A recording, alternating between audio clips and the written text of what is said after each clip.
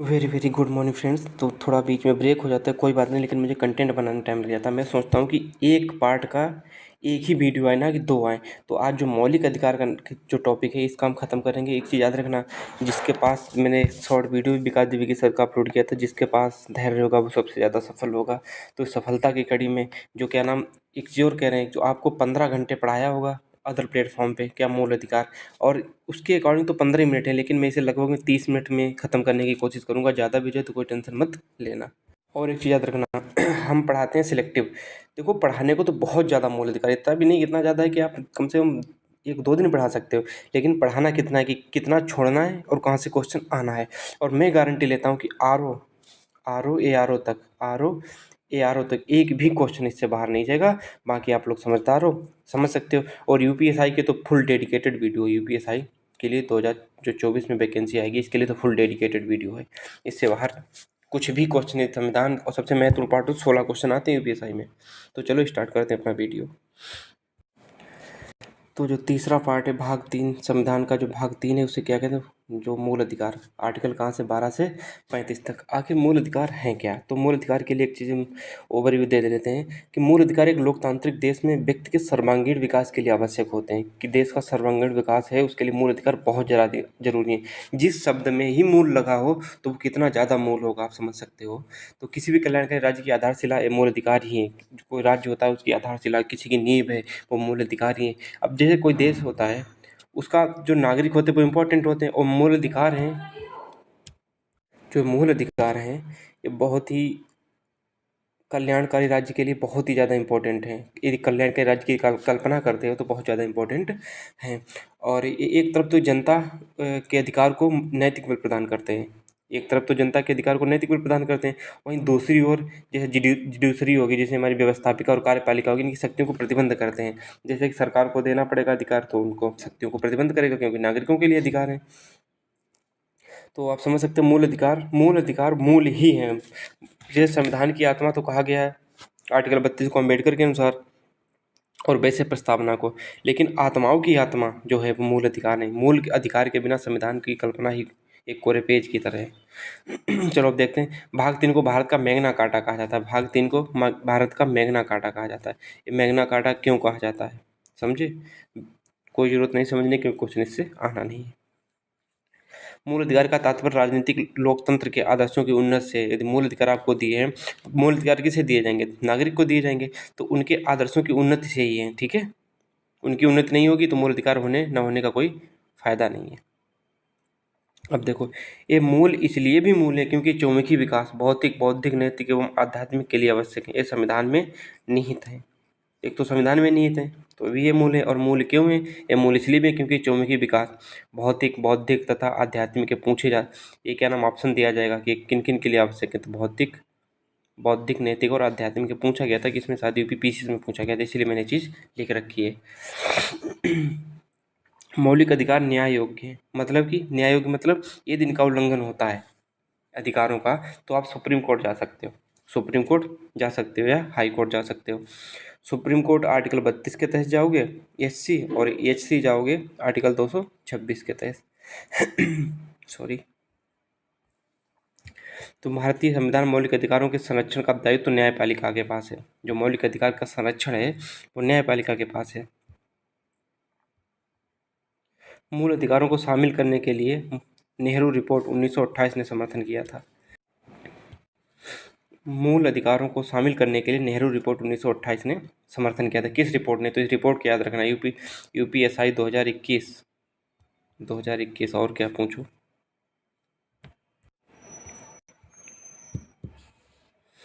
मौलिक अधिकार केवल आपातकालीन स्थिति में निलंबित किए जा सकते हैं। मौलिक अधिकार जो हैं, ऐसा नहीं कि इनको निलंबित ही नहीं किया जा सकता क्योंकि हमारे मूल अधिकार, नहीं, इनको निलंबित किया जाता है कब? इमरजेंसी की स्थिति, जब कोई बहुत बड़ी बाहरी अटैक हो गया या कोई देश में कोई विद्रोह हो गया जिससे कि मूल अधिकार को निलंबित कर सकती कौन? सरकार उद्घोषणा कर सकती। किसके तहत? 358 आर्टिकल और 359 के तहत, ठीक है। तो इसमें अब मुझे लगता है ज़्यादा कुछ है नहीं। यदि मूल अधिकार, कोई भी समस्या आती है देश में तो मूल अधिकारों को स्थगित कर सकती है, निलंबन कर सकती है 358 और 359 के तहत। और किस अधिकार के तहत कर सकती है? 359, 358 358 या 359 क्या नाम विकल्प दिया गया था। 28 नवंबर 2021 को जो यूपीएसआई हुआ था शिफ्ट सेकेंड, ठीक है, तो उसमें क्वेश्चन पूछा गया था कि किसके तहत क्या नाम किस अनुच्छेद के तहत मूल अधिकारों का निलंबन हो सकता है। आर्टिकल 359 और 358 के तहत। यदि ये क्लास आपने पूरी ले ली ना तो मुझे लगता है कि संविधान हमेशा के लिए आप मूल अधिकार से, क्योंकि जो पॉलिटी हम पढ़ा रहे हैं ना एक लेवल का पढ़ा रहे हैं पॉलिटी, इससे बेस्ट हो ही नहीं सकती पॉलिटी। और बेस्ट तो हो सकती है, मुझे पता है कंटेंट और ज़्यादा गहराई से दिया जा सकता है। जब मुझे पता है कि क्वेश्चन यहीं से आना है पॉलिटी में तो फिर क्यों मैं गहराई पकड़ूँ। और हाँ, आप लोग यदि गहराई चाहते हो कि हाँ और थोड़ा डिटेल में किया जाए तो आज इस कमेंट सेक्शन में ज़रूर बताइएगा। देखो मैंने पहले ही बोल दिया 5 मिनट के करीब में कि हाँ थोड़ा और लेवल बढ़ाइएगा। लेवल इससे ज़्यादा हाई बहुत मैंने फिर भी बहुत हाई ले लिया, लेकिन फिर भी आप चाहते हैं कि नहीं थोड़ा हाई किया जाए तो मैं कर दूंगा, मुझे कोई दिक्कत नहीं है। लक्ष्मीकांत तो पढ़ रखे वहीं से नोट्स बनाते हैं। कांग्रेस के अधिवेशन 1931 में कराची में मौलिक अधिकार का स्वीकार किया गया था। मौलिक अधिकार कब स्वीकार किए थे? कांग्रेस के अधिवेशन 1931 के कराची अधिवेशन में इन्हें स्वीकार किया गया था। विश्व में मूल अधिकारों का उद्भव ब्रिटेन के उसके 1215 के मैग्ना कार्टा से माना जाता है, और इसीलिए मूल अधिकार को भारत का मैग्ना कार्टा कहते हैं। क्यों कहते हैं? क्योंकि विश्व में पहली बार मूल अधिकारों का उद्भव ब्रिटेन के उसके 1215 के मैग्ना कार्टा से माना जाता है। ये असीमित नहीं है लेकिन ये बाध्य योग्य होते हैं। असीमित नहीं है मतलब कि ये सीमित है। सीमित होने का मतलब ये ऐसा नहीं कि मतलब बहुत तुम मूल अधिकार मिल गए तुम कुछ भी कर लो जाके, कुछ भी नहीं। आपकी स्वतंत्रता वहीं तक शुरू होती है जहाँ तक आपकी नाक सीमित है। आपने इंग्लिश में पढ़ा होगा प्रोज में, शायद 12th में, जब यूपी बोर्ड में ये चीज़ पढ़ाई गई थी, मुझे थोड़ा थोड़ा याद है, बाकी मुझे ये नहीं पता कहाँ पे थी। ये असीमित नहीं है लेकिन ये बाध्य योग्य। बाध्य योग्य मतलब ये है कि इन्हें हाँ सुप्रीम कोर्ट से इन्हें लागू करवाया जा सकता है। बाध्य योग्य सुप्रीम कोर्ट में इन पे बहस की जा सकती है, इसलिए बाध्य योग्य। बाध्य योग्य, बात मतलब बात विवाद के लिए। राज्य उन पर मुक्ति युक्त युक्त निर्बंधन लगा सकती है। युक्त निर्बंधन मतलब कि यहाँ सीमित निर्बंधन लगा सकती है। जैसे कि यहाँ कि जैसे ये सीमा है, उसने राज्य ने ये क्लियर कर दिया कि हाँ तुम यहाँ से बाहर नहीं जा सकते और इतने अंदर रह सकते इतने क्षेत्र में, इसी बोलते हैं नियुक्त युक्त निर्बंधन। मतलब कि आपको एक ऐसा नहीं कि असीमित तुम्हें मिल गया है कि क्या नाम मूल अधिकार तो आप कुछ भी करो। आपको वहाँ पे राज्य सरकार आपको युक्त निर्बंधन प्रतिबंध लगा सकती है। प्रतिबंध मतलब कि उनको रोक सकती है, हाँ ये चीज़ राज्य के लिए नहीं सही या देश के लिए नहीं सही है। अब तुम्हें पता चला कि तुम्हें मूल अधिकार मिल गया और तुमने बम बनाना शुरू कर दिया, अब ये तो गलत है ना, बम नहीं बना सकते। तो वहाँ पे राज्य सरकार आप पे प्रतिबंध लगा देगी, आपसे कहेगी कि आप बम नहीं बना सकते हो। वरना गांव की मेड़ कटाई पे सीधे गोली नहीं, जैसे नहीं लोग कहते हैं गोली मार देंगे, गोली नहीं चली, सीधे कहेंगे अभी बम मारते हैं उठा के, और कोई कोई तो मार भी देगा। ये न्यायोचित हैं, मतलब कि इनका ये न्याय इनसे मिल सकता है। उल्लंघन पर व्यक्ति न्यायालय जा सकता है। न्यायोचित किस लिए? क्योंकि इनका उल्लंघन यदि होगा तो व्यक्ति न्यायालय सुप्रीम कोर्ट या हाई कोर्ट जा सकता है। ये स्थायी नहीं है, ये स्थायी नहीं है। संसद इनमें कटौती कर सकती है लेकिन साधारण बहुमत से नहीं। देखो हमारे संविधान को कितने अच्छे से पिरोया गया है। अब कोई भी होता इसमें क्या नाम कटौती कर देता, साधारण बहुमत से 50% मार दो, आराम से हो जाएगा कि कोई भी सरकार हो, बहुमत है जिसके पास वो तो 50% लेके ही चल रहा होगा। लेकिन नहीं, ये साधारण बहुमत से नहीं होता है, 2/3 बहुमत से होगा। 2/3 बहुमत चाहिए इसके लिए। तो हमारे संविधान निर्माता कितने वो थे, वरना आज तो कुछ भी कर सकते थे। चंदा धंधा के चक्कर में सरकारें प्रेजेंट हैं। देखो सरकार कोई भी अभी इतनी अच्छी नहीं आई है। एक सरकार आई थी बहुत पहले, मुझे 2 सरकारें बहुत अच्छी लगती हैं। देखो पर्सनल भी रुख भी देना चाहिए। एक तो इंदिरा गांधी की सरकार और दूसरी अटल बिहारी वाजपेयी की सरकार, 2 सरकारें बहुत अच्छी लगती थी। एक बार क्या हुआ था कि जो अटल बिहारी वाजपेयी थे तो इन्होंने नेहरू जी को तानाशाह करके कुछ अशब्द बोल दिए थे, तानाशाह ये है वो है। तो फिर इन्हें बाद में रिग्रेट हुआ तो इन्होंने कहा हम इस्तीफा दे देंगे, संसद में नहीं रुकेंगे। तो नेहरू जी इनके पास खुद गए थे कि कोई ना यंग हो, निकल जाता है ये वो, फिर इनको लाए थे। तो कितनी रिस्पेक्ट थी। लेकिन आज में देखो धर्म धर्म धर्म। अब आगे आर्टिकल 12 में राज्य सरकार की परिभाषा दी गई। आर्टिकल 12 राज्य सरकार की परिभाषा दी गई। अब राज्य में क्या क्या, राज्य जो निर्णय ले सके देश हित में के लिए। अब राज्य क्या हो सकता है?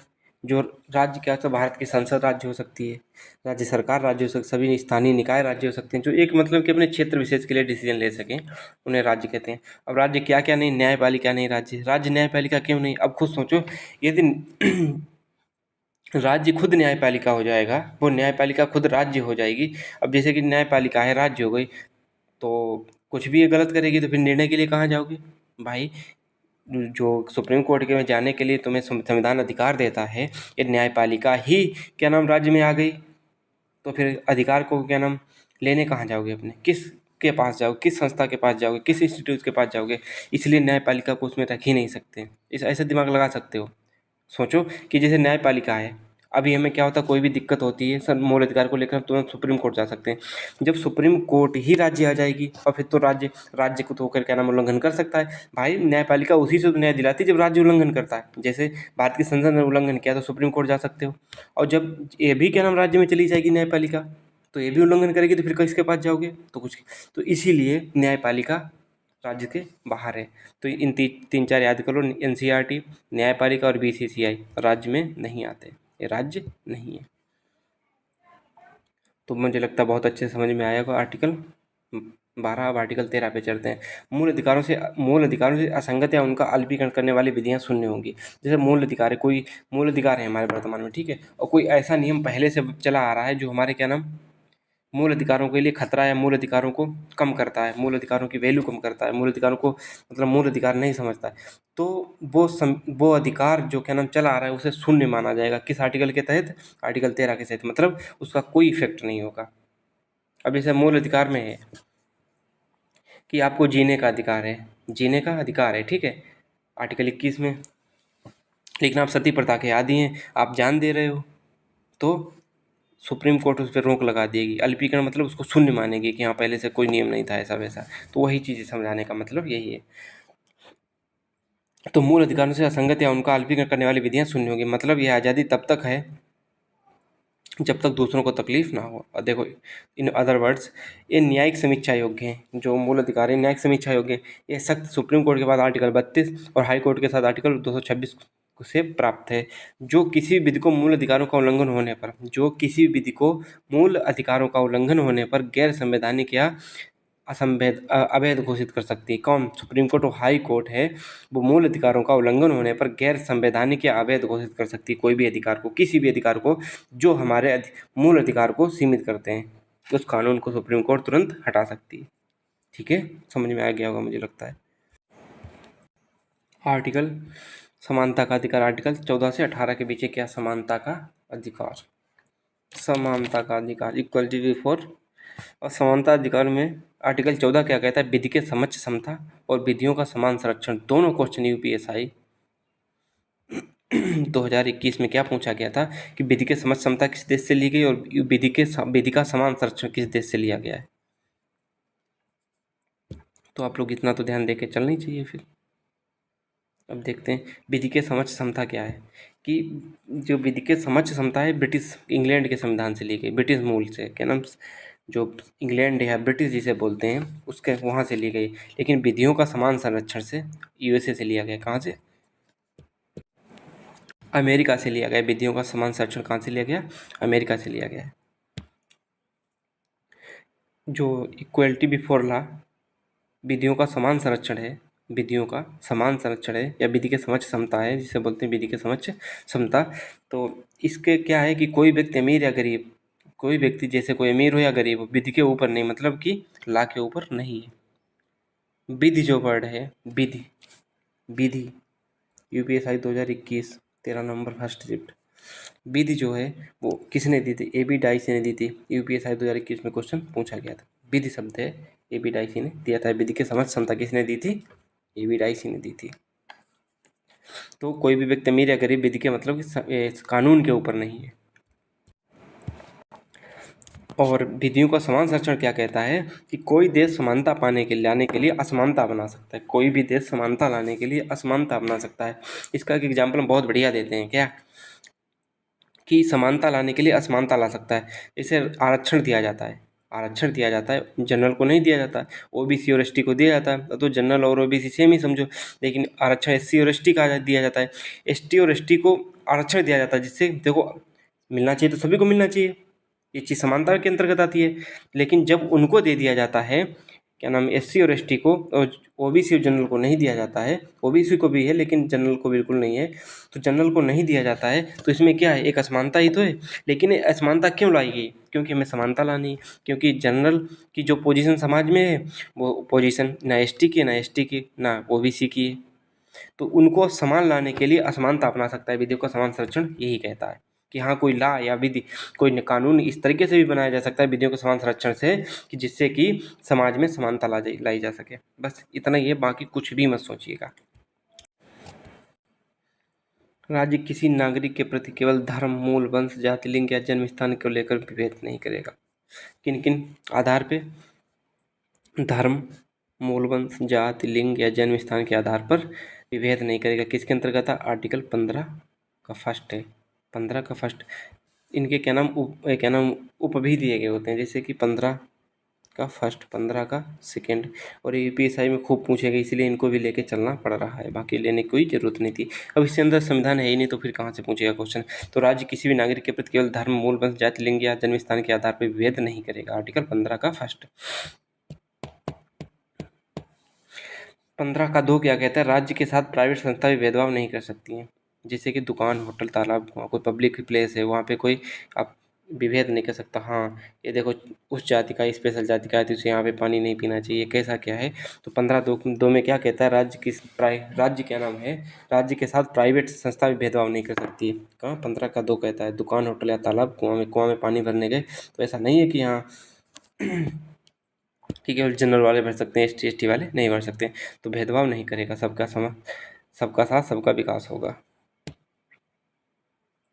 आर्टिकल 15(3) क्या कहता है कि राज्य महिलाओं व बच्चों के हित के विशेष प्रावधान कर सकता है और इसे अनुच्छेद 15 का उल्लंघन नहीं माना जाएगा। लोग नहीं कहते। अब जैसे कि इसमें जन्म, लिंग और क्या धर्म के आधार पे क्या नाम विभेद नहीं किया जा सकता, लेकिन आर्टिकल 15(3) कहता है किया जा सकता है। राज्य महिलाओं व बच्चों के हित में विशेष प्रावधान कर सकता है, इसे अनुच्छेद 15 का उल्लंघन नहीं माना जाएगा। ठीक है।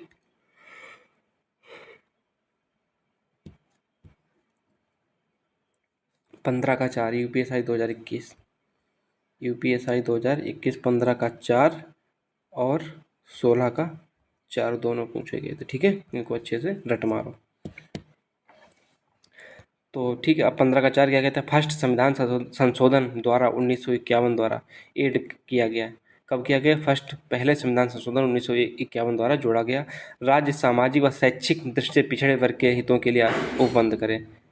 सामाजिक रूप से, शैक्षिक रूप से। ये पूछा जा सकता है किन 2 रूपों से क्या नाम पिछड़ा हुआ है। ऐसा नहीं जाति से पिछड़ा है या किसी से पिछड़ा हो, किस रूप से?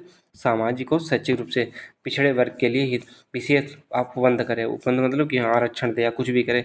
जैसे कि आरक्षण किसमें दिया गया? 15 के 4 में एक आरक्षण के लिए बात कही गई है। बस और कुछ भी नहीं इसमें याद करना है। अब देखो 15 का 5 क्या कहता है? संशोधन द्वारा सरकारी या निजी स्कूलों को SC ST OBC के लिए आरक्षण, अल्पसंख्यक वर्गों के लिए शिक्षण संस्थानों को छोड़कर। संशोधन द्वारा सरकार ने सरकारी तथा निजी स्कूलों में आरक्षण किया है, आरक्षण की व्यवस्था कराई है। संशोधन द्वारा सरकार ने सरकारी अथवा निजी स्कूलों को SC ST OBC के लिए आरक्षित किया है।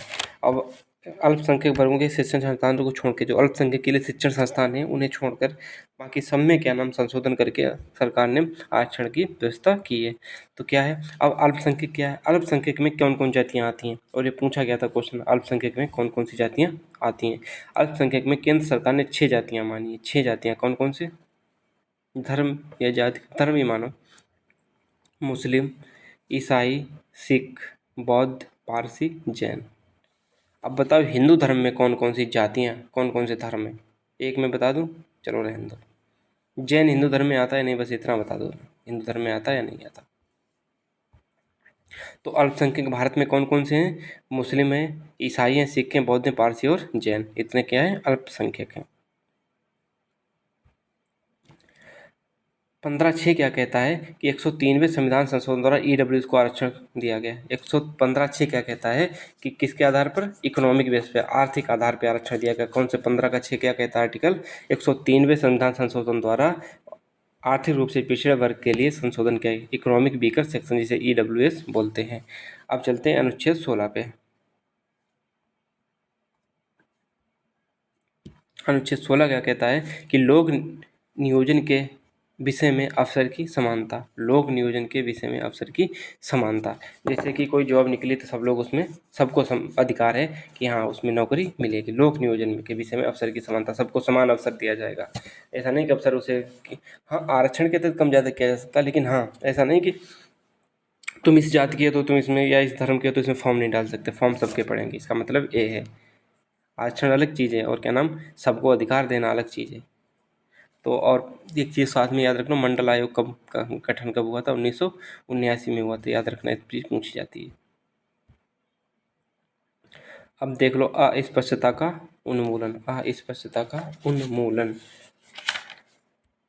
एक चीज़ और याद रख, क्या नाम रख सकते हो, जरूर याद रखना कि बहुत पूछी जाती है कि आर्टिकल 14 प्लस 15 आर्टिकल और प्लस 16, यदि इन तीनों को मिला दिया जाए तो समाजवाद की संकल्पना होती। समाजवाद यूपीएससी में क्वेश्चन पूछा गया था, इसलिए मुझे ध्यान आ गया तो मैंने बता दिया। यूपीएससी में पूछा गया तो किन 3 आर्टिकलों को मिला दिया जाए तो समाजवाद बन जाएगा? तो 14, 15 और 16। ठीक है। और मेरे अकॉर्डिंग मैं कहता हूँ नोट्स जरूर बनाया कर। जो नोट्स बनाने के बाद में फिर 1 से 2 पेज छोड़ दीजिए अगर कि आगे हमें कभी कुछ क्लास और लेनी पड़े तो उसमें ऐड करना पड़ेगा, इसलिए कि आपको बार बार नोट्स नहीं बनाने पड़ेंगे। और फिर भी मैं पूरा करा के चलता हूँ, फिर भी मैं 1 पेज तो जरूर छुड़वाऊंगा, क्योंकि अभी यूपीएससी की वैकेंसी आएगी तो इसमें और अच्छे से क्या नाम कवर करवाएंगे। अभी तो क्या नाम करवा रहे, तब दूसरी बार जब कवर करोगे तो और मज़ा आएगा। ये सिर्फ एक ही टीचर फॉलो करना अपनी ज़िंदगी में, और किसी को मत फॉलो करना। और वो सॉरी, अनटचेबिलिटी, अस्पष्टता का अंत। संविधान में जो अस्पष्टता है संविधान में कहीं भी परिभाषित नहीं है कि अस्पष्टता किस प्रकार की होगी। ठीक है। और जन अधिकार सुरक्षा अधिनियम 1955, जन अधिकार सुरक्षा अधिनियम 1955 कहता है छुआछूत को दंडनीय अपराध घोषित किया गया था। छुआछूत को जन अपराध अधिनियम 1955 में क्या किया गया था? इसे क्या नाम, दंडनीय अपराध घोषित किया गया था। पूछा नहीं जाएगा, फिर भी आता है तो बोल दिया। तो संविधान में कहीं प्रवासी नहीं, लेकिन हाँ ऐसा नहीं कि यहाँ कि किसी एसटी एसटी ने क्या नाम अपर कास्ट को छू लिया तो वो क्या नाम, वो भी वैसे हो जाएगा। तो उसी चीज़ को यहाँ पे नकारा गया है। इसमें कुछ ज़्यादा खास है नहीं, एक्सप्लेन करना उतना ज़रूरी भी नहीं है। 1976 में अस्पष्टता अपराध अधिनियम 1955 को संशोधित कर नागरिकों की रक्षा अधिनियम 1955 किया। 1976 में जो अस्पष्टता अपराध अधिनियम बना था, जो वो सॉरी अस्पष्टता अपराध अधिनियम 1955 जो था, उसे 1976 में संशोधित किया गया और उसके नाम के अलावा उसका नाम जो चेंज करके क्या रखा गया, नागरिक अधिकारों की रक्षा अधिनियम 1955 पूछा गया था, इसलिए क्या नाम इसे यहाँ पे डाला गया है। अब आ गया है उपाधियों का अंत।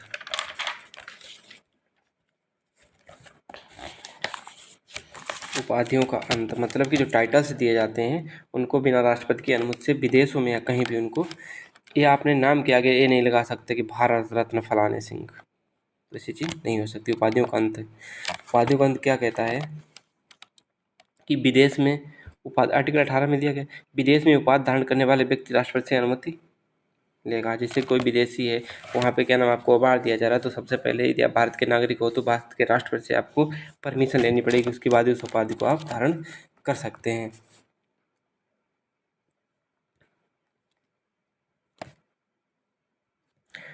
अब क्या चलते हैं आर्टिकल 19 से 22। अब देखो उसमें कुछ है नहीं तो इसलिए मैंने आर्टिकल उपाधियों का अंत को उतना ही करा दिया कि हाँ इतना, बस इसे इतना याद रखना कि उपाधियों का अंत किस आर्टिकल में दिया गया है, आर्टिकल 18 में।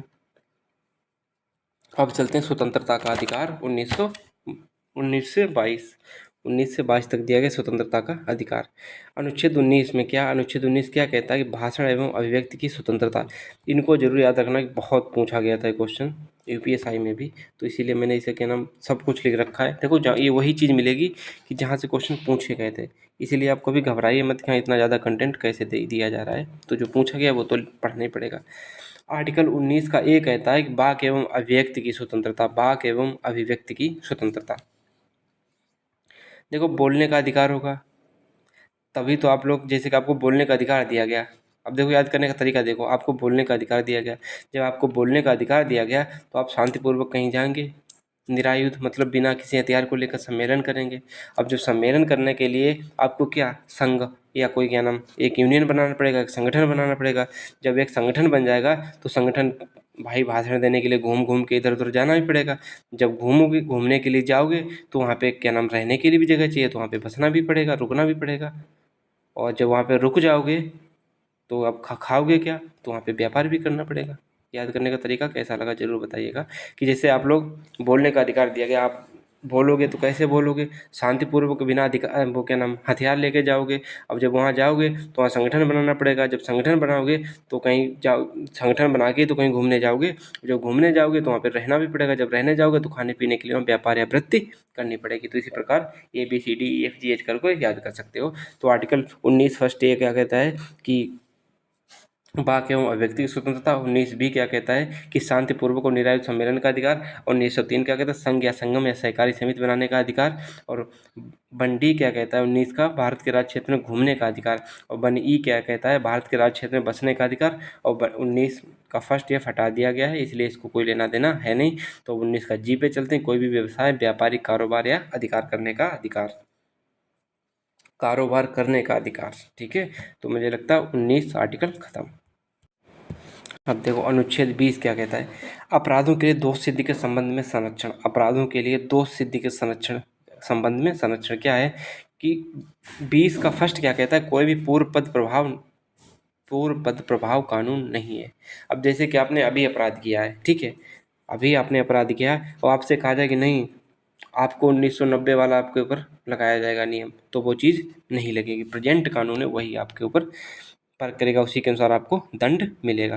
कि अपराधों के लिए दोष सिद्धि के संबंध में संरक्षण। संरक्षण मतलब कोई अपराध करके आए हो तो आप लोगों को भी सिद्ध करने का अधिकार है कि हाँ मैंने किया या नहीं किया, या दोष सिद्ध है या नहीं है। तो दोष सिद्धि मतलब कि आपने अपराध किया या नहीं किया, उसी के लिए संरक्षण है। संरक्षण मतलब क्या, उससे कि आपको अपने को दिखाओ कि प्रूफ करो कि हाँ ये तुमने किया या नहीं किया, वो चीज़ उसी चीज़ के बारे में यहाँ पे अनुच्छेद 20 कहता है। 20 का फर्स्ट क्या कहता है, कोई पूर्व पद प्रभाव कानून नहीं है। कि आप सिद्ध हो गया और आपको कहा जाए कि 1990 के अनुसार आपको दंड दिया जाएगा, नहीं दिया जाएगा। प्रेजेंट में जो कानून है वही दिया जाएगा। आपको दोहरा दंड नहीं दिया जाएगा। एक ही क्या नाम अपराध के लिए 2 दंड नहीं दिए जाएंगे।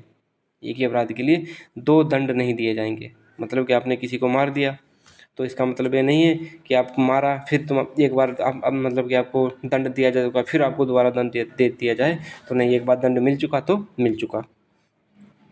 20 का 3 क्या कहता है, अपने विरुद्ध गवाही देने से संरक्षण। अपने विरुद्ध गवाही देने से संरक्षण।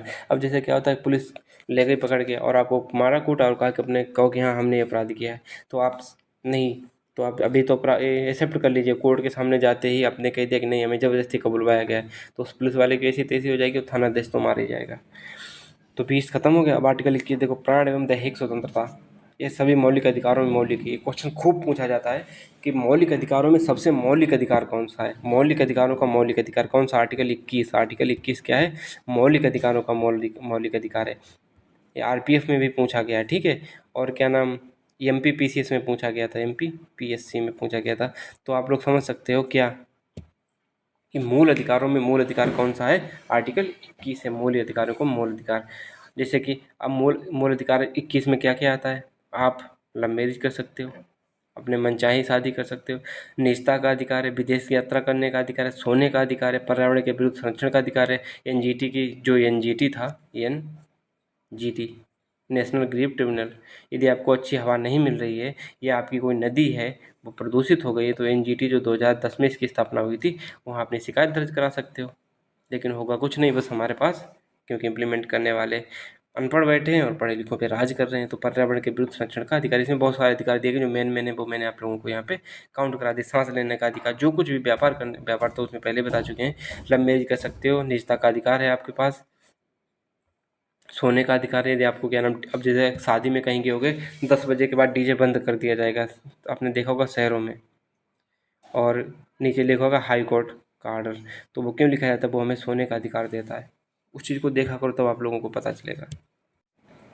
अब शिक्षा का अधिकार देखो, 45 आर्टिकल अनुच्छेद जो 45 में उसमें भी जोड़ा गया था, लेकिन वो किस में था, फंडामेंटल वो सॉरी DPSP में था, direct principles of state policy DPSP में था। वहाँ पे सरकार बाध्य नहीं है कर भी सकती, नहीं कर, सरकार पे मनमानी पे डिपेंड करता है। लेकिन यहाँ सरकार मनमानी करे, कुछ भी करे, लेकिन इसे लागू करना पड़ेगा। इसीलिए मूल अधिकार में डाला गया क्या, अनुच्छेद 21 ये कहता है कि 86वां संशोधन 2002 के माध्यम से जोड़ा गया था क्या, कि सरकार, राज्य सरकार या केंद्र सरकार 6 से 14 वर्ष के बच्चों को निःशुल्क प्राथमिक शिक्षा का अधिकार, निःशुल्क प्राथमिक शिक्षा उपलब्ध कराएगी।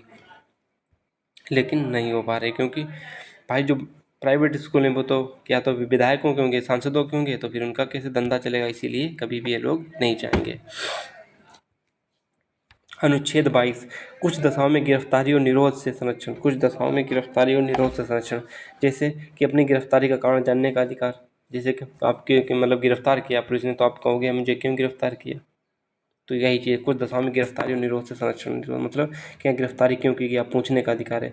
और जब गिरफ्तार हो गए हो तो 24 घंटे के अंदर मजिस्ट्रेट के समक्ष प्रस्तुत करने का अधिकार है। और जो यात्रा का समय है वो काउंट नहीं किया जाएगा, यात्रा का समय है उसे काउंट नहीं किया जाएगा कि हाँ कि इतनी देर हमें आने में लगी, जाने में लगी, वो कुछ नहीं। आपको मजिस्ट्रेट क्या नाम सामने आपको प्रस्तुत करना होगा कितने, 24 घंटे के अंदर। अनुच्छेद 23 से 24 के क्या कहते हैं, शोषण के विरुद्ध अधिकार, शोषण के विरुद्ध अधिकार। 23 क्या कहता है, मानव का दुर्व्यापार, बेगार या बलाश्रम का प्रतिषेध। बलाश्रम मतलब कि तुमसे श्रम करा लिया, पैसे, बेगार मतलब तुमसे श्रम भी करा लिया और पैसे भी नहीं दिए। आपको दुर्व्यापार, कोई गलत व्यापार आपसे करवाया जाए, मानव का दुर्व्यापार, जैसे कि बेचना खरीदना, इनको बलाश्रम। आपको श्रम, बच्चों से श्रम, छोटे मतलब कि नहीं करवाया जा सकता कि हाँ छोटे बच्चे फिर भी आपको काम करवाया जा रहा है, का प्रतिषेध। वही मानव का दुर्व्यापार, बेगार मतलब कि आपसे काम करवा लिया, पैसे नहीं दिए, तो उनका अधिकार। तो आर्टिकल 23 कहता है। आर्टिकल 24 क्या कहता है कि कारखानों आदि में बच्चों के नियोजन का प्रतिषेध, वह जगह जहाँ जान का खतरा हो। जैसे कारखाना कौन सा हो सकता है कि जहाँ जान का खतरा हो। अब टपरी वपरी पे चाय लगा रहे हो तो उससे कोई फ़र्क नहीं पड़ता है, वह जगह जहाँ जान का खतरा हो। कारखाना अधिनियम कब बना था, 1948 में। बस इसलिए लिख लिया क्योंकि यहाँ पे मिल गया था, मेरे को नोट्स बना रहा था बस, और कुछ नहीं। क्वेश्चन पूछा जाता है कारखाना अधिनियम कब बना, 1948 में। लेकिन आर्टिकल 24 यही कहता है कारखानों आदि बच्चों के नियोजन पर पूर्ण प्रतिषेध। अब चलते हैं मौलिक अधिकार क्या। मौलिक अधिकार उनके आधुनिक नाम है जिन्हें पारंपरिक रूप से प्राकृतिक अधिकार के रूप में जाना जा सकता है। देखो एक क्वेश्चन आएगा कि मौलिक अधिकार क्या है। मौलिक अधिकार तो उनका आधुनिक नाम है, लेकिन ये पहले किस नाम से जाने जाते थे, तो इन्हें क्या कहते थे, प्राकृतिक अधिकार, नेचुरल राइट्स। और हाँ, इनको जरूर याद रखो कि केवल नागरिकों को कौन कौन से प्राप्त हैं, केवल नागरिकों जिनके पास क्या नाम नागरिकता है उन्हें बोलते हैं नागरिक। तो नागरिकों को केवल कौन कौन से अधिकार प्राप्त हैं, 15, 16, 19, 29, 30। और बाकी बचे हुए अधिकार हैं आर्टिकल क्या नाम 17 हो गया, 18 हो गया, 20 हो गया, 14, 21, 20, ये सब बचे हुए बाकी अधिकार हैं वो नागरिकों और गैर नागरिकों दोनों को प्राप्त हैं। नागरिकों और विदेशियों दोनों को प्राप्त हैं, गैर नागरिक या विदेशी। और केवल नागरिकों को कौन से प्राप्त हैं, 15, 16, 19, 29, 30। बस ये 5 या आपको याद जरूर करने हैं, जो बचे हुए हैं वो उनको प्राप्त है, नीचे वाले मत याद करो। तो ठीक है। 44वें संशोधन 1978 द्वारा संपत्ति का अधिकार मूल अधिकार से हटा दिया गया था। कौन से थे, 19 का जो जी बताया था वहीं पे था, जो क्या नाम मैंने बता दिया, हटा दिया गया है। वहीं पे दिया गया था क्या, संपत्ति का अधिकार। तो 44वें संशोधन 1978 का द्वारा संपत्ति का अधिकार हटा दिया गया। और अब एक संपत्ति का अधिकार 300 का में है, क्या है, एक कानूनी अधिकार है। क्या है, कानूनी अधिकार, ना कि मूल अधिकार बचा है। तो अनुच्छेद 398 के तहत आर्टिकल 19 के अधिकार स्वतः ही निलंबित हो जाते हैं। आर्टिकल 19 के अधिकार किसके तहत निलंबित होते हैं, 358 के तहत निलंबित हो जाते हैं। हमारे लोगों के लिए, अब देखो एक चीज़ देखो यहाँ पे, हमारे लोगों के लिए प्रतिज्ञा तथा सम्य विश्व के साथ समझौता, हमारे लोगों के लिए प्रतिज्ञा तथा सम्य विश्व के साथ किया गया समझौता। मूल अधिकारों के लिए वाक्य किसने कहा था, पूछा गया था, इसलिए मैंने लिखा है कि हमारे लोगों के लिए प्रतिज्ञा तथा सम्य विश्व के साथ किया गया समझौता। मूल अधिकारों पे एक वाक्य कहा गया था कि मूल अधिकार को एक वाक्य में पुरोहित कीजिए, मतलब कि उनको बताइए। तो यस, डॉक्टर राधाकृष्णन ने कहा था कि हमारे लोगों के लिए प्रतिज्ञा तथा सम्य विश्व के साथ किया गया समझौता मूल अधिकार है। ठीक है। मौलिक अधिकार सिर्फ आपातकालीन स्थिति में निलंबित किए जा सकते हैं, बाकी किसी भी स्थिति में नहीं। मूल अधिकार, इससे पहले भी वाक्य में करा चुके हैं, मूल अधिकार आर्थिक, सामाजिक, राजनीतिक न्याय सुनिश्चित करते हैं। मूल अधिकार, ठीक है। कौन कौन से अधिकार, सामाजिक, आर्थिक व राजनीतिक न्याय सुनिश्चित करते हैं। विधि का नियम, सभी के लिए कानून और सभी के लिए एक न्याय तंत्र। विधि का नियम का मतलब क्या है कि डेफिनेशन पूछे विधि के नियम, विधि का नियम क्या है कि सभी के लिए एक कानून, सभी के लिए एक न्याय तंत्र। ये नहीं कि तुम्हारे लिए वो वाला जज है और तुम्हारे लिए वो, सभी के लिए जज समान है, सबके लिए न्याय तंत्र एक ही। क्या? दिल्ली सुप्रीम कोर्ट या स्टेट हाई कोर्ट्स। तो प्रस्तावना में वर्णित समाजवाद शब्द को अनुच्छेद 14 व 16 के साथ मिलाकर पढ़ने से सर्वोच्च न्यायालय को समान कार्य के लिए समान वेतन को मौलिक अधिकार प्रभावित करने की शक्ति प्राप्त हुई है। सर्वोच्च न्यायालय को कहाँ से समान अधिकार के लिए समान कार्य के लिए समान वेतन की अधिकार की परिभाषा, दोबारा पढ़ते हैं। प्रस्तावना में बनी जो समाजवाद शब्द है उसको अनुच्छेद 14 व 16 के साथ मिलाकर पढ़ने से सर्वोच्च न्यायालय को समान कार्य के लिए समान वेतन को मौलिक अधिकार परिभाषित करने की शक्ति प्राप्त की है। किससे मौलिक अधिकार शक्ति प्राप्त की? कौन कौन से? किससे? समान कार्य के लिए समान वेतन को मौलिक अधिकार परिभाषित करने की शक्ति सुप्रीम कोर्ट को कहाँ से प्राप्त हुई है? आर्टिकल 14 और 16 से प्राप्त हुई है। ये पूछा गया तो इसलिए मैंने इस चीज़ को लिख लिया है। भारतीय संविधान, ये चीज़ समझ नहीं पा रहे हो, चलो दोबारा इसको हम अच्छे से एक्सप्लेन कर देते हैं, नहीं तो कहोगे पता नहीं क्या पढ़ा के चले गए। तो प्रस्तावना में जो प्रस्तावना मैंने बताया था, sovereign, socialist, secular, democratic and Republic, 5 शब्द बताए थे, उसमें एक समाजवाद शब्द था। तो समाजवाद शब्द है, ये समाजवाद शब्द क्या है कि समाज व समाज में सब समान है, समाज में सब समान हैं। तो सब समान है तो ऐसा तो नहीं हो सकता पुरुष को ज़्यादा वेतन दिया जाएगा, स्त्री को कम वेतन दिया जाए। तो सुप्रीम कोर्ट समान कार्य के लिए समान वेतन को किस आर्टिकल के तहत लागू करा सकती है? वो 14 और 16 को एक साथ मिला के लागू करा सकती है। यहाँ के समान कार्य के लिए समान वेतन है। अब शायद आप लोगों को बेहतर समझ में आ गया होगा। अब क्या कह रहा है? भारतीय संविधान धार्मिक और भाषाई अल्पसंख्यक को मान्यता देता है। भारतीय संविधान पूछा गया है कि भारतीय संविधान किसको किन किन आधार पे क्या नाम वो देता है मान्यता? धार्मिक तथा भाषाई आधार पे अल्पसंख्यक को मान्यता देता है। जो अल्पसंख्यक दिए गए थे, जो नहीं आरक्षण दिया जाता था, वो नहीं, पीछे कितने अल्पसंख्यक बताए थे? 6 बताए थे, मुस्लिम, जैन, ईसाई, पारसी, ये सब बताए थे। तो इनको किस आधार पे अल्पसंख्यक माना गया है? धार्मिक और भाषाई आधार पे माना गया है। ठीक है। मूल अधिकारों को संरक्षण कौन करता है? सुप्रीम कोर्ट और हाई कोर्ट। संपत्ति का अधिकार विधिक अधिकार है जो किसी भी व्यक्ति को प्राप्त होता है। चलो इसमें कुछ ज़्यादा विशेष है नहीं। बंधुआ मजदूर उन्मूलन अधिनियम संसद में 1976 में पारित हुआ था। बंधुआ मजदूर उन्मूलन अधिनियम 1976 में संसद में पारित हुआ था। तो बाय बाय, टेक केयर, मिलते हैं नेक्स्ट वीडियो में। आप लोग, ये पार्ट 1 है किसका? फंडामेंटल राइट का। पार्ट 2 आपका कल आ जाएगा, क्योंकि इसमें बहुत बड़ा वीडियो हो जाएगा, इसलिए मैंने इस हाथ को पीछे खींच लिया कि चलो ठीक है पार्ट 2 में करा देंगे। लेकिन 1 घंटे में आपका संविधान का मूल अधिकार खत्म होने का, मूल अधिकार कोई छोटा टॉपिक नहीं है, फिर भी मैं क्या नाम इसको समराइज कर दूंगा। 15 घंटे लोग पढ़ाते हैं, वहाँ पे मैं 1 घंटे में। तो इस चीज़ को समझिएगा। और जो ऑनलाइन बैठने से बहुत गंदी चीज़ है, सिर्फ आप लोग इस कंटेंट को इतना पढ़िएगा और बार बार रिवाइज कीजिएगा, और क्यों नहीं समझ में आएगा, और फिर प्रीवियस ईयर लगाइएगा, क्वेश्चन पेपर लगाइएगा, और फिर जो भी तुम्हारे मन में आए, जहाँ भी आए वहाँ से क्वेश्चन करिएगा। और बाई चांस देखो 99% आपके 100% कर जाओगे, 100% कर भी गए, और बाई चांस 1% कोई क्वेश्चन बोला तो जो एक पेज छूटा है वहाँ पे उसको साइड से ऐड कर लो कि हाँ ये चीज़ यहाँ पे है। बाकी मैं गारंटी लेता हूँ इससे बाहर कोई भी क्वेश्चन नहीं जाएगा। संविधान यदि पढ़, देखो मैं वही टॉपिक पढ़ाऊँगा जो बहुत अच्छे से क्या नाम वो सॉरी मैं जो टॉपिक लाऊंगा उसको इतना अच्छे से पढ़ाऊंगा क्वेश्चन यहीं से आए, बाकी बाहर से ना जाए। इसीलिए मैं अपने क्या कंटेंट में कोई समझौता नहीं करना चाहता हूँ। और आपका प्यार और सपोर्ट ये से बना रखिएगा तो आपको बहुत बहुत ऊंचाइयों तक इस चैनल ले जाएगा और आपका सिलेक्शन लेके रहेगा। देखना यूपीएससी में ये वीडियो हमारे कितने ट्रेंडिंग करे, क्योंकि क्वेश्चन यहीं से आएगा, बहुत ज़्यादा ट्रेंडिंग में आएंगे यही वाले वीडियो, और फिर कहना अरे वाह क्या कमाल किए थे। बाय बाय, मिलते हैं नेक्स्ट वीडियो में। Love you all.